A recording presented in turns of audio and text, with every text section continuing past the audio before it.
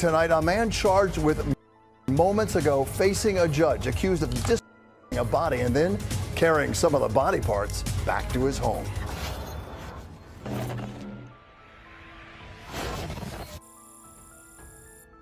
Tuesday, cops found a torso and arms in a Bronx apartment. Yesterday, they found the victim's head and legs inside a freezer in an apartment in Harlem. Today, police arrested the man who lives there.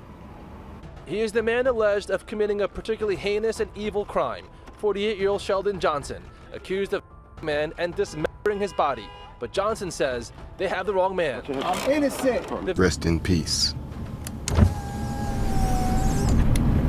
motherfucker. Victim, 44-year-old Colin Small. Tuesday night, police found his torso and arms inside his apartment in the High Bridge section of the Bronx after the super called cops. Orlando Medina says a tenant called him around 1 a.m. Someone was pleading for their life. She said she heard 2 shots.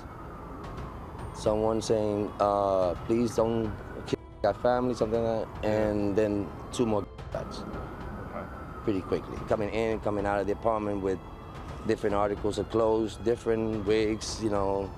So it's weird. Everything was observed by the surveillance cameras. Right. All those things, those things I saw. Prosecutors allege at one point he was seen on video leaving the victim's apartment wearing the victim's clothing.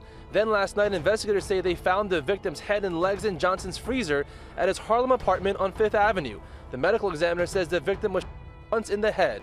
The allegations sending shivers through the victim's Bronx building. It feels like the devil just crawled through here. Johnson is an ex-con who today works as a criminal justice reform advocate, seen here in a Facebook picture he posted with Manhattan DA Alvin Bragg. He served about 25 years behind bars for attempted murder and has a long rap sheet filled with other violent crimes. This is Johnson on Joe Rogan's podcast last month. I had a wife, I had family still, my son was growing up. He was hearing stories about my so-called notoriety, and I just didn't want to be that dad. Johnson went on to talk about turning his life around. Got my GED. I left the gangs alone, which was a benefit for them because, you know, I was what you call an authoritarian. I was a rule guy.